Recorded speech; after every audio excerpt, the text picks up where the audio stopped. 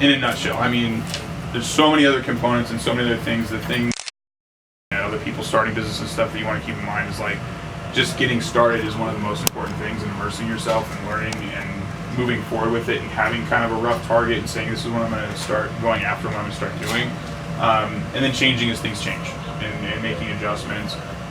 But you want to start taking action. You want to start selling like right away. You want this? Are you recording? Yeah. But where do you want me to put it? It's wherever. You could put it like over there or something too. And so we're gonna record it. I'm gonna send a Dropbox file to everybody. I did this lecture up in Wyoming too, and I'm gonna send you guys this lecture as well, so you can watch the other one too. And there's some other video content and forms and stuff that are in it too that are really good. Business forms? I'm gonna upload some of those. I don't have any of those in there yet, but I am gonna get some of those because that's really huge. key. Yeah, it's huge. Yeah. Trust me. When I do the pricing class, I'm putting together the pricing class. Yeah. I'm gonna have a whole thing for that, like estimation forms, how to price it the right way, pricing your blanks. Because I had some other people come to my class in Wyoming that are already embroidering, and that's like one of the things they wanted like right away. Huge. So, like we need pricing education right away. Okay, so yeah, so basically if you're getting started or you want to get started, taking action, kind of having a target, deciding what your target is and what you're going to do is the thing, and then decide you're going to sell to that target and move towards selling it. So why embroidery is a business, some of you guys kind of already know this or have ideas around it. The benefits of owning your own embroidery business is that embroidery is a profitable industry and can make money for you and will make money for you if you treat it the right way, just like any business. You just got to treat it the right way. The thing about embroidery as an industry is it is like $1 billion industry. It's huge. Most metropolitan areas probably have around 20 to 30 embroiderers working in those metropolitan areas to try to service the demand for embroidery in local markets. Because embroidery isn't just, there's not just people buying embroidery, like really big companies that need like 5,000 pieces and they're ordering it from China or whatever. There's a lot of demand for embroidery that is very niche, small businesses, small organizations, things like that. So there's this huge demand for embroidery. And there's even organizations and places that need embroidery that don't know they need it. Like I had a customer that started an embroidery business up in Cheyenne. She bought a 10 needle machine and she was like, and I really didn't think about it. She was just like, hey, how about I embroider some aprons for you and your guys? I can get these aprons that are stain proof, because she saw one of my guys walking around and he had like oil stains on his shirt. And I was like, all right, well, let me know how many, how much, whatever. And she came with my logo digitized. She digitized my logo and showed it to me, and I was like, oh man. And she's like, yeah, I'll get you 15 of these for this much. And I was like, okay, yeah, definitely. Like, right, definitely. Because I'll put them in all my stores, and then they'll all have my apron with a logo on it. And it was like, she got my business right there. So some people just don't know what they can buy until they see the product. So you can reach your financial goals when you work for yourself, obviously. You're unlimited. Like when you work for someone else, you have hourly wage. You can work as hard as you want, you're gonna hit that hourly wage. When you work for yourself, you can work as hard as you want and you see the results and you see the benefits for working for your really hard work. Embroidered products are used by almost everyone. The potential is unlimited. You can be your own boss, have flexible hours, either full-time or part-time. If you have families, if you have other jobs, other commitments, and you want a side business, you want to create another revenue stream in your life, home embroidery is a really good way to do it. If you can set up in your house or like in a garage or something like that, it's really easy to just get started. You can start work from home with minimum investment too. When you consider the investments for starting a business, honestly, spending $10,000, $20,000 on equipment, that sort of thing, and getting started in a serious business where you have a plan and you're going forward, very minimal investment. Some businesses cost hundreds of thousands of dollars to get into. Some businesses, you're going to have to spend lots of time, which is money, to get started, and the investment can be huge. So in some cases, some people start embroidery businesses with less than even commercial grade equipment. So there's ways to get started even without spending $20,000. Some commercial grade embroidery machines, the size of this wall, they're gonna be like $50,000, for something like that. Possible embroidered projects: caps, robes, backpacks, sweatsuits, visors, pet apparel, laptop cases, sports uniforms, headbands, dog collars. We were talking about that earlier. Embroidering dog collars, children's clothing, work uniforms. Work uniforms is huge. Getting hooked up with there's even companies that supply uniforms for different businesses. Then they may need an embroiderer to personalize things for different companies. So work uniforms, wristbands, Organizations that have like sayings or something, mottos, maybe you put on a wristband. Sweat covers, baby bibs, dancewear. So I know I had a customer that was doing onesies up in Fort Collins. Actually, she had an Etsy store too, and she was embroidering onesies that had these kind of like sayings for kids on them. She had a range of like 5 different ones that she was making. One of them was an applique. It was an in the hoop applique. And that was kind of her bread and butter. She was just making a ton of those and selling them on Etsy. Wow. And that was just what she was focusing on. And she had a machine with a free arm, so when she embroidered her onesie, it could like hang on the bottom. She didn't have to pull it back and embroider it. So.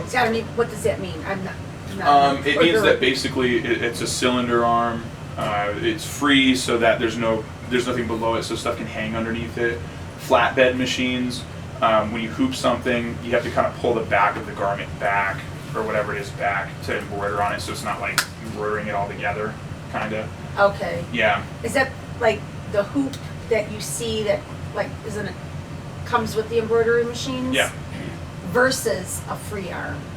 Well, the free arm machine will still use a hoop to embroider, but the surface that the hoop sits on with the garment, the part in the bottom that has the bobbin in the hook system is totally free. It's a cylinder kind of coming out, and so stuff can hang underneath it while it embroiders. Versus like a flatbed system, the hoop is just on this kind of flat area where it's embroidering, and you have to kind of fold stuff back, or you'll actually cut something and open it up so you can embroider on it and then sew the seam back in even. So like she had a free arm machine, she was doing onesies. So she would hoop the onesie and like the bottom of it could kind of just hang out and she would embroider it. And she moved from a flatbed machine to a free arm machine, increased her production by like 80% or something, because of what she had to do with it like every time in her Etsy store. So dancewear, golf shirts, like polos, leather products, you can embroider on leather. That's a whole thing. Getting hooked up with like a place like Tandy Leather or some place where you can offer embroidery on leather for leather products, pillowcases, scrubs. Again, that's kind of like a uniform thing. Jackets, towels, bags, pants, stockings, shoes. Towels would be good for like organizations that have like swimming pools or country clubs, maybe stuff like that. You can say, hey, would you like your logo on your towels? Customized logo on these towels, so we can just go ahead and monogram those for you. Or get the towels as a blank. Maybe they cycle through them a lot, like gyms and stuff like that. Cycle through a lot of towels. Maybe you find out how much they're buying their towels for and just say, hey, just buy your towels from me, and then I'll embellish them for you. Instant custom. Okay? Because a lot of places like that do actually have to cycle their towels out. Just to if I can, Dharma Trading Company, it's DHARMA Trading Company. They sell a ton of blanks because I dye the silks and the cottons and things, but they sell blank onesies. They sell like a whole everything you can imagine, but it's just blank, and it's either like bamboo. It's Dharma Trading Company. Dharma Trading Company, and that's where you can buy the dye, like the acid dyes and things. And I've sold a lot of my silk scarves, and they were just simple blanks. Oh, I've heard of these guys. So one of my instructor in Cheyenne did a marbling class where they dyed fabric. Okay. And they made these like marble kind of. They actually use marble to dye it, and it makes this kind of shape on it. We got the ink from them, or we got the stuff from them. Yeah, I used to I was into a lot before I moved here, but yeah, the blanks are there. They even have like American Apparel blanks for scarves and things. But it's a good place to start. So. You definitely want to get hooked up with a blank company. Yeah, they're reasonable. Sure. Because you need wholesale prices. Because like if you were to approach a place that is a business usually,